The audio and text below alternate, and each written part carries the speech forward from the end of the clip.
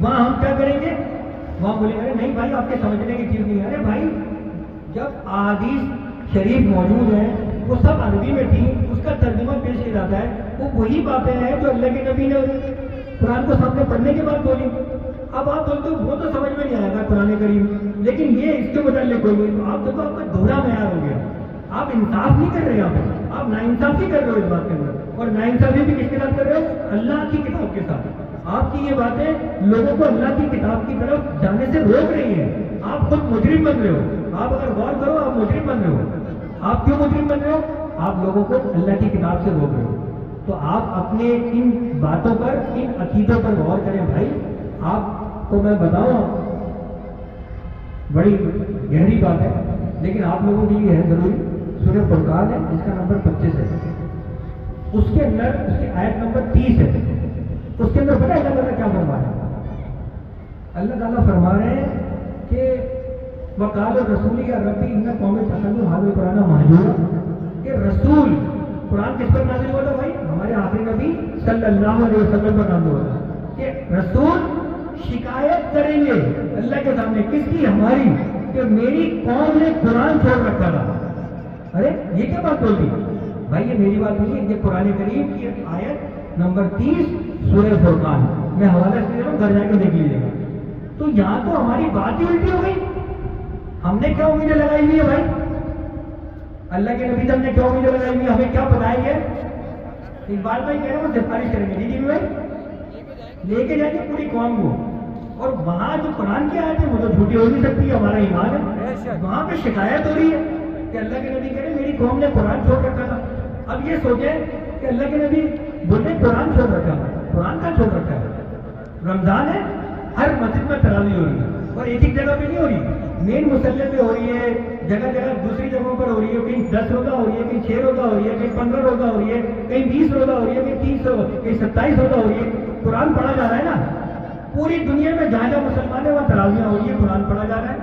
5 وقت نماز پڑھی جاتی ہے, باواز بلند امام صاحب تلاوت کرتے ہیں, اس میں قرآن پڑھتے ہیں. لاکھوں کروڑوں حافظ ہیں مسلمانوں میں, وہ سب قرآن پڑھتے ہیں. صحیح ہے. پھر گھروں کے اندر عورتیں قرآن پڑھنے کا اہتمام کرتی ہیں. ٹھیک ہے, مدرسوں میں ہزاروں لاکھوں بچے قرآن شریف پڑھ رہے ہیں. تو اسامہ بھائی یہ قرآن چھوڑنا تھا, ہوا قرآن تو پڑھا جا رہا ہے, اور اتنا پڑھا جا رہا ہے کہ آپ خود مان رہے ہیں. تو پھر یہ جو آیت آئی ہے کہ نبی آپ صلی اللہ علیہ وسلم نے قرآن چھوڑ رکھا تھا, تو اس کی کوئی بنا سکتے ہیں کیا, کیوں ہے یہ بات غلط نہیں ہو رہی؟ تھوڑا سا ساتھ رہیں گے نا, مزہ آئے گا. بس 2-4 باتیں کر کے پھر اس کا مطلب یہ ہے کہ جس طریقے سے اللہ پاک چاہتے تھے, جو تعلیمات سے آپ کو آگاہ ہونا تھا تاکہ آپ کی زندگی بہتر ہو, اتنی بہتر ہو کہ اللہ آپ سے راضی ہو, آپ نے دیکھا ہی نہیں کہ نبی اسی لیے تو شکایت کر رہے ہیں. ورنہ شکایت کیوں ہوتی؟ کبھی بھی اس بچے کی شکایت نہیں ہوتی جو اچھا پڑھتا ہو, جو قابل ہو, جو فرما بردار ہو. ہمیشہ نافرمانوں کی شکایت ہوتی ہے. تو خدا نہ خواستہ ہم کہیں نافرمانی میں تو نہیں جا رہے. قرآن کریم کی آیت ہے کہ آپ کو بتا رہا ہوں, دیکھیں معیار دیکھیں اللہ نے کیا رکھا.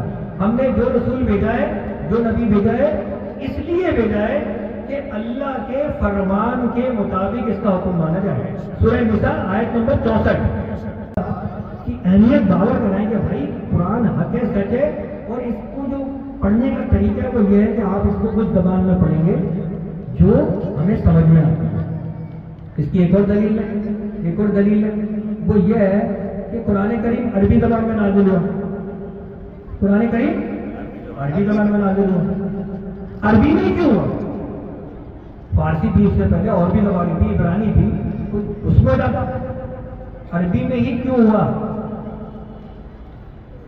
عدنان قریشی بھائی آپ بتا دیں عربی میں کیوں ہوا؟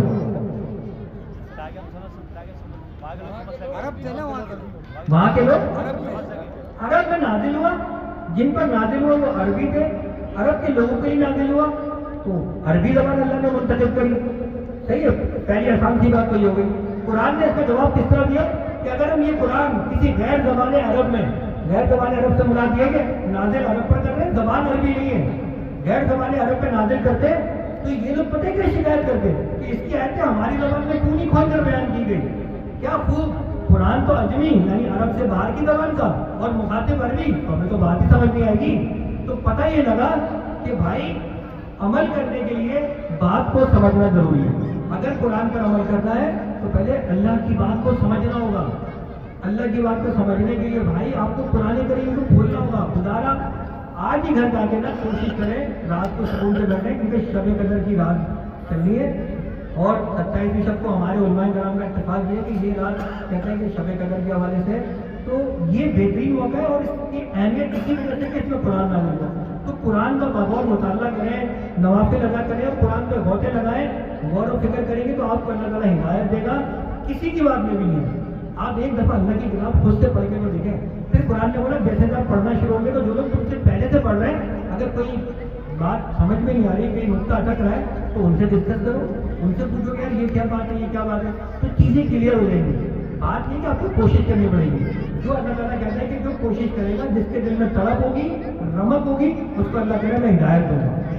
یا بہت سارے جینیس لوگ بیٹھے ہوئے, بہت سمجھدار لوگ بیٹھے ہوئے, بہت سارے ایسے لوگ ہیں جن کی میں سب کی عزت کرتا ہوں. بہت سارے لوگ ایسے ہیں جن سے میں متاثر ہوں, اور میں سمجھتا ہوں کہ اگر وہ لوگ یقین کریں قرآن کو بنانا پڑھیں اور سمجھے نا, وہ بہت تیزی سے اللہ کا پیغام پھیلا سکتے ہیں. میں نام نہیں لیتا اس لیے کہ اچھا نہیں لگے گا. بہت سارے لوگ مجھے نظر آ رہے ہیں جن میں اللہ نے اتنی صلاحیت دی ہے, اتنے ان کے تعلقات ہیں, کیونکہ اتنے لوگوں سے رابطے ہیں کہ اگر وہ اللہ کی بات کو لوگوں تک پہنچائے نا تو آپ یقین کریں کہ یہ قرآن کی بات, یہ بات اتنی تیزی سے پھیلے گی. لیکن ہم کوشش نہیں کرتے. ہمارے ذہن الجھے ہوئے ہیں, وہ جو الجھے ہوئے ہیں اس کو سلجھائے گا قرآن. قرآن نے بولا سورہ کہف کے اندر کہ ہم نے اس قرآن میں کوئی کدی اور ٹیڑھا پن کے رکھا, سلجھی ہوئی آسان آیتیں نازل کریں, سلجھی ہوئی آسان آیتیں. ماشاءاللہ بھائی جان, ماشاءاللہ ذرا زور سے بولنا سب بھائی. تو بھائی میں سمجھتا ہوں کہ کافی حد تک میں نے کوشش کری کہ آپ تک یہ بات مطلب پہنچا دوں. اور یہاں ہم بیٹھے ہوئے ہیں, قرآن کریم کے ترجمے ہم نے رکھے ہوئے ہیں, اور جس کو بھی چاہیے اگر اس کی استطاعت ہے تو وہ یہاں سے لے لے. 800 روپے کا ہے, اور اگر نہیں ہے تو وہ ایسے ہی لے جائے, کیونکہ ہم نے رکھے اس لیے کہ لوگوں تک براہ راست قرآن کریم پہنچایا جائے. ترجمے کا اگر آپ پوچھتے ہیں تو ہم گورنمنٹ آف پاکستان کا منظور شدہ ترجمہ فتح محمد خان دھرمگری صاحب کو پڑھتے ہیں اور اسی کو پریفر کرتے ہیں, کیونکہ وہ گورنمنٹ آف پاکستان کا منظور شدہ ترجمہ ہے. صرف اس کی ایک بات بتا دوں, وہ اس لیے کہ جب پاکستان بنا تو ریڈیو پاکستان سے قرآن کریم کی تلاوت ہوتی. کچھ ٹائم بعد یہ طے ہوا کہ ترجمہ بھی جانا چاہیے قرآن کریم. اب جب ترجمہ جانے کا ہوا تو اس کے اندر یہ ہوا کہ بھائی ترجمہ کس کا جائے گا. بہت سارے عالموں نے ترجمہ کیے ہوئے, ترجمہ کس کا جائے گا. پھر اس وقت کی گورنمنٹ کے جو لوگ تھے انہوں نے ایک علماء کرام کا پینل بنا دیا تمام مکاتب و فکر کے لوگوں کا, اور بولا کہ بھائی آپ لوگ طے کر لیں کہ کون سا ترجمہ آپ لوگ سمجھتے ہیں بہتر ہے. سب بہتر ہے, لیکن آپ لوگ کون سا بہتر سمجھتے ہیں وہ ترجمہ ہم پھر گورنمنٹ آف پاکستان کی طرف سے باقاعدہ طور پر جاری کر دیں گے.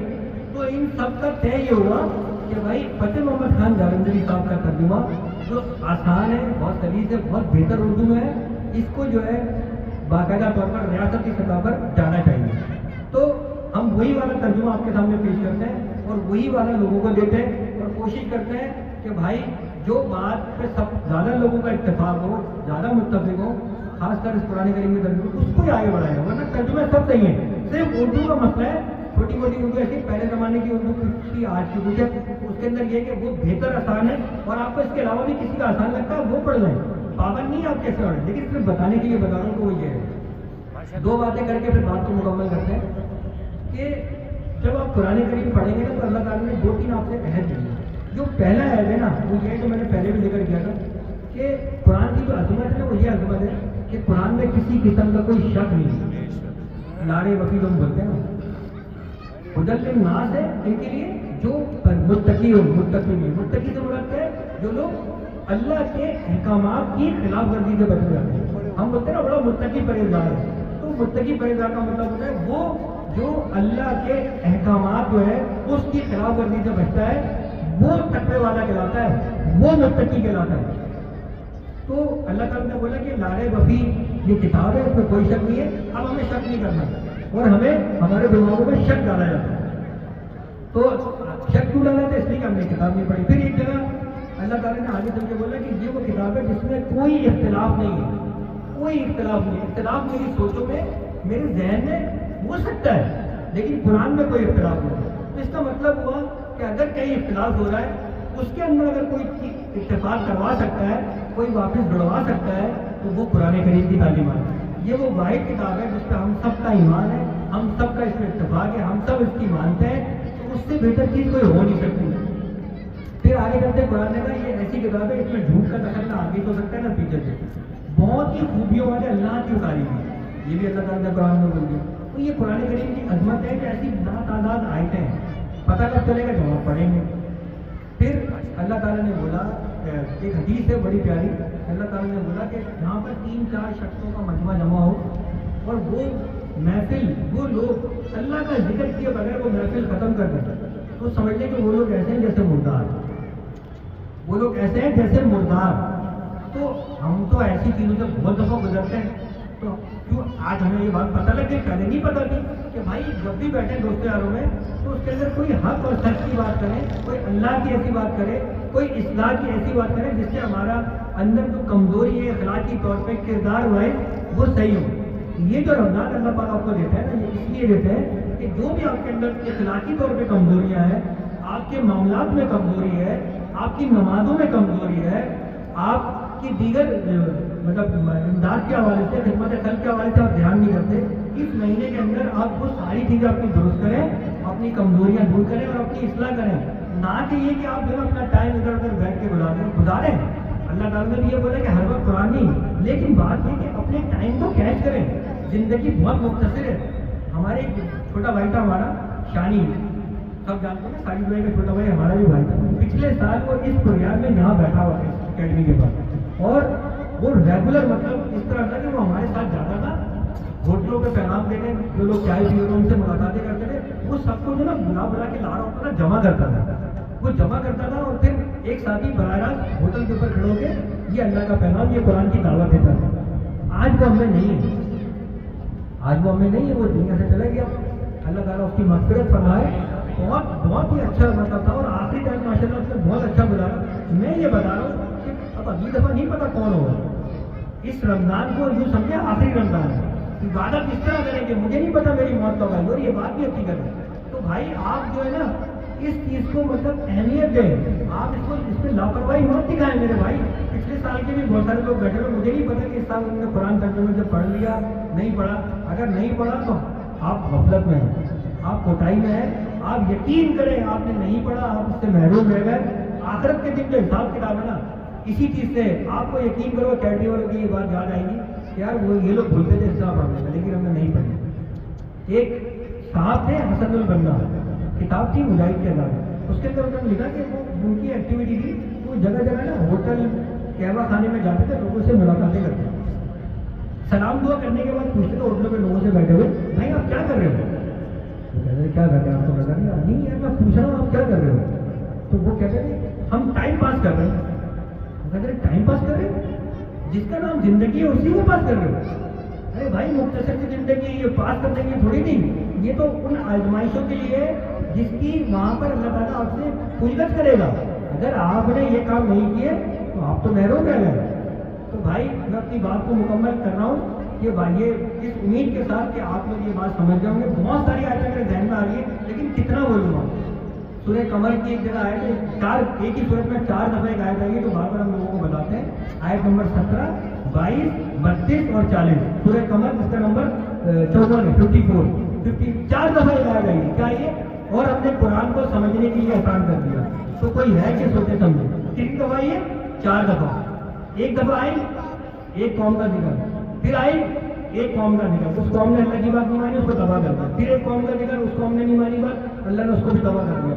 پھر ایک قوم کا ذکر, اس نے بھی بات نہیں مانی, اللہ نے اس کو تباہ کر دیا. پھر آیت نمبر 40 کے اندر پھر آئی اور ہم نے قرآن کو سمجھنے کے لیے آسان کر دیا. تو کوئی ہے کہ سوچے سمجھے.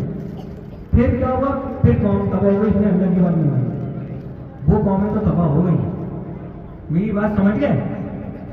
اب یہ آیت ہمارے لیے, خدا نہ خواستہ ہمارا نمبر نہیں ہو. میں اس لیے بول رہا ہوں ابھی وقت ہے, مہلت عمل باقی ہے, سانسیں چل رہی ہے. اللہ تعالیٰ جس طرح چاہتا ہے اس طرح اپنی زندگی کو گزاریں. آپ بہت فائدے میں رہیں گے, زندگی بہت آسان ہو جائے گی آپ کی. آپ قرآن کریم کو پڑھیں گے, آپ کی زندگی بہت آسان ہو جائے گی. 4 دفعہ ایک ہی آیت ہے کہ میں کہوں کہ ساجد بھائی یہ قناعت ہے, پھر 2-4 باتیں کروں وہ ساجد بھائی یہ قناعت ہے, پھر 2-4 باتیں کروں ساجد بھائی یہ قناعت ہے. ہاں بھائی مانیے قناعت ہے, قناعت ہے. تو اللہ تعالیٰ نے 4 دفعہ ایک ہی بات ایک ہی صورت کے اندر بتائیے. اس کا مطلب یہ اپنے دل دماغ میں بٹھا لو کہ ہم نے قرآن کو سمجھنے کے لیے آسان کر دیا تو کوئی ہے کہ سوچے سمجھے؟ ایوری بڈی، اینی ون، سب کو کھلی دعوت ہے. اللہ تعالیٰ بول رہا ہے کہ سوچو، غور و فکر کرو تاکہ آپ کی زندگی آسان ہو. السلام علیکم. پنگور محفل میں جشن نزول قرآن کانفرنس میں اپنے اس آج کی پروگرام کے آخری مقرر کو دعوت دوں گا آپ کے سامنے، اور ان کے بارے میں بتاتا چلوں کہ Imam Azam academy for research of Islamic sciences ایک بڑی خوبی یہ ہے کہ قرآن کریم کی برکت سے ہم لوگوں کو بولنا آ گیا. کئی ساتھی ایسے ہیں جو کبھی اپنا نام بھی نہیں پکار سکتے تھے اسٹیج پہ آ کے، آج وہ مقررین کی فہرست میں ہیں. مگر یہ تو صف اول کے ہمارے مقررین کی فہرست میں رہتے ہیں. میں دعوت دوں گا نجیب اللہ خان بھائی کو کہ وہ آئیں اور امام اعظم اکیڈمی کے جشن نزول قرآن کانفرنس میں اپنا فکر انگیز بیان پیش کریں. نحمدہ ونصلی علی رسولہ الکریم، اما بعد فاعوذ باللہ من الشیطان الرجیم، بسم اللہ الرحمن الرحیم. شروع اللہ کا نام لے کر جو بڑا مہربان اور نہایت رحم والا ہے. تمام بہنوں بھائیوں کو السلام علیکم. اللہ کا لاکھ لاکھ شکر ہے جس نے آج ہم سب کو اس مبارک محفل میں جمع ہونے کی توفیق عطا فرمائی. اللہ کا بڑا احسان ہے جس نے ہمیں یہ لیلۃ القدر عطا فرمائی، اور اللہ کا بڑا احسان ہے جس نے ہم سب کو مسلمان پیدا کیا. عزیزان گرامی، رات بڑی طویل ہے اور بڑی مقدس رات ہے. چند گزارشات انشاءاللہ اس رمضان شریف کے حوالے سے اور لیلۃ القدر کے حوالے سے آپ کی خدمت میں پیش کروں گا. ابھی ہم نے مسجد میں آج ماشاءاللہ سے 27 روزہ تراویح مکمل کی، اس میں بھی میں نے بیان کیا. کچھ باتیں اس حوالے سے بھی یہاں گفتگو کرنی ہے، اور ایک ہمارے جمی بھائی کی طرف سے ایک ہے، اس بات پہ بھی انشاءاللہ گفتگو کرتے ہیں. سب سے پہلے آپ کو یہ بتا دینا چاہتا ہوں کہ امام اعظم اکیڈمی کا یہ جو طرز عمل ہے، یہ جو انداز ہے کام کا، آپ نے اور کہیں نہیں دیکھا ہوگا. مقصد امام اعظم اکیڈمی کا یہ ہے کہ لوگ زندگی میں ایک دفعہ ترجمے سے قرآن کریم لازمی پڑھ لیں، اور جب تک آپ اللہ کی کتاب کو اس زبان میں نہ پڑھیں جو آپ کو سمجھ میں آئے، اس وقت تک اللہ کی بات آپ کی سمجھ میں آ نہیں سکتی ہے. قرآن کریم میں اللہ نے فرمایا سورہ بقرہ میں، شہر رمضان الذی انزل فیہ القرآن ھدی للناس وبینات من الھدی والفرقان. فرمایا کہ رمضان کا مہینہ وہ مقدس مہینہ ہے جس میں اللہ رب العزت نے قرآن کریم کا نزول شروع کیا. قرآن کریم کا نزول شروع کیا. قرآن کریم فرقان حمید میرے آقا محمد رسول اللہ صلی اللہ علیہ وسلم کے قلب اطہر پر اللہ نے نازل فرمایا، اور سارے علماء اس بات پر متفق ہیں کہ جس دن قرآن کریم کا نزول رمضان شریف میں شروع ہوا وہ یہ 27ویں شب تھی. اس 27ویں شب میں قرآن کریم کا نزول شروع ہوا، اور پھر 23 سالہ دور نبوت میں اللہ نے پورا قرآن کریم رسول اللہ کے قلب اطہر پر نازل فرمایا. اللہ نے فرمایا کہ یہ رمضان شریف کے اندر ہم نے قرآن کو کیوں نازل کیا؟ تاکہ رمضان کی افضلیت بڑھ جائے. آپ اس بات سے اندازہ لگائیں کہ ادب کے 4 مہینے ہیں، ان 4 مہینوں میں رمضان نہیں ہے، لیکن ہم مسلمانوں نے عظمت قرآن کی وجہ سے رمضان شریف کو وہ بلند مقام عطا کیا ہے، اور وہ اس کو اہمیت دی ہے ہم نے جو بقیہ 11 مہینوں کو حاصل نہیں ہے. اور اس کی وجہ کیا ہے کہ اس میں قرآن نازل ہوا. اس کا مطلب ہے ثابت ہوا کہ قرآن کریم جس چیز سے جڑ جائے وہ چیز بلند ہو جاتی ہے. قرآن کریم کو اللہ رب العزت نے یہ شرف عطا فرمایا ہے کہ جو قرآن کریم سے جڑ جائے اللہ فرماتا ہے اس کے درجات بلند ہو جاتے ہیں، اس کا ذکر بلند ہو جاتا ہے، اس کا مقام بلند ہو جاتا ہے، اس کا رتبہ بلند ہو جاتا ہے. تو یہ قرآن کریم تو آج بھی موجود ہے. آج ہمارے رتبے بلند کیوں نہیں ہے؟ آج ہم اس طرف کیوں نہیں جا رہے جس طرف اللہ ہمیں لے جانا چاہتا ہے؟ وجہ کیا ہے؟ سب سے پہلی چیز اللہ نے فرمایا اللہ تشرکوا بہ شیئا، اللہ کے ساتھ کسی کو شریک نہیں کرنا.